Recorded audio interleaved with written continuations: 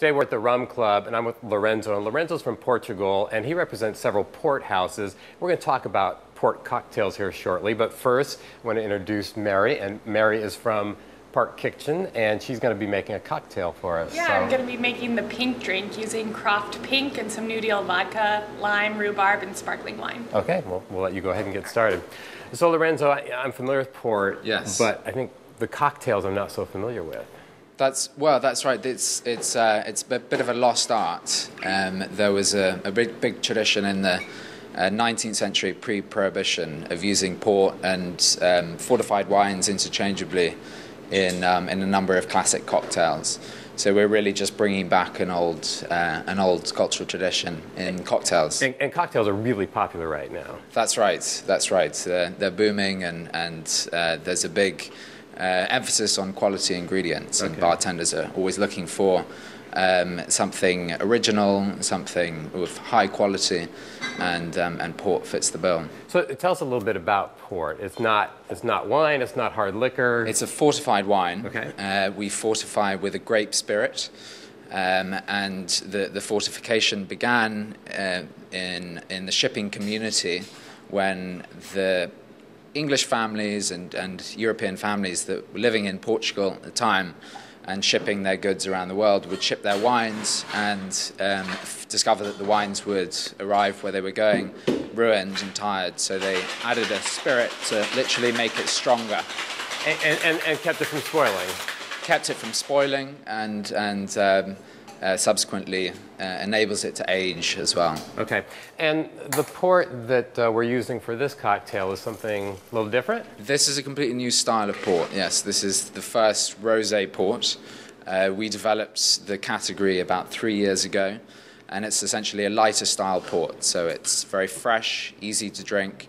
It doesn't have as much contact with the skin during fermentation. Okay. So it's a light, fresh style. Okay, and it makes a great cocktail. Great cocktail, great summer cocktail particularly. Okay, so we've got one done. I'm going to taste it in just a second. And what are we going to be making next, Mary? Next we're going to be making a play on an old port cocktail. We're going to make the coffee cocktail, but we're in Portland, so we're definitely going to be using some good quality coffee. We're going to use some cold pressed Water Avenue with some rye whiskey, some ruby port, little sugar, and some cream. Okay, and Mary, you represent an organization. Can you tell us a little bit about that? Yeah, I represent LUPEC in Portland, and LUPEC is Ladies United for the Preservation of Endangered Cocktails. I love that. So we're a little cheeky ladies drinking group trying to promote women in this industry and, have fun while doing it. Can men join too?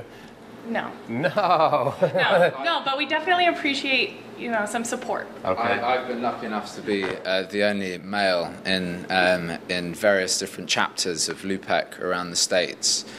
So I've had the honor of spending a little time with this great group. Okay. In not just here in Portland, but in San Francisco and in New York as well. Okay. So yes, good to be.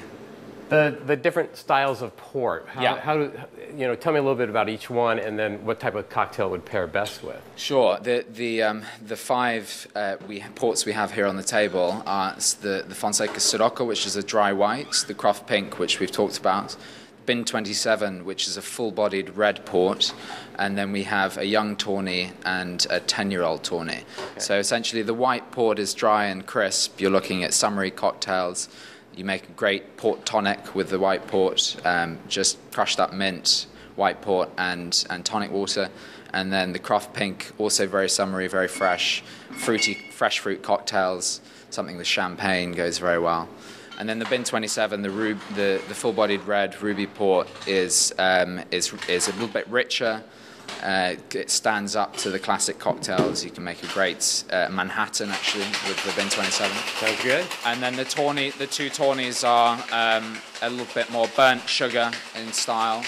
And you can do great cocktails with Scotch, particularly with the 10-year-old. There's a cocktail called the Fladgate Imperial, which is with Taylor Fladgate 10-year-old and just a dash of 10-year-old Scotch as well. All right, that sounds great. All right, well, I'm about ready here to try that cocktail. If people want more information, they can find out some great information that you have for making cocktails. That's right. We've had a fantastic book put together called Port Cocktails, and you can actually download this book, a PDF of this book, on portcocktails.com. Okay, all right. Well, hey, great. Thank you very much. We'll have a link at fusionnw.com also, and we want to thank the Rum Club for letting us enjoy a cocktail here. Thanks a lot to both of you.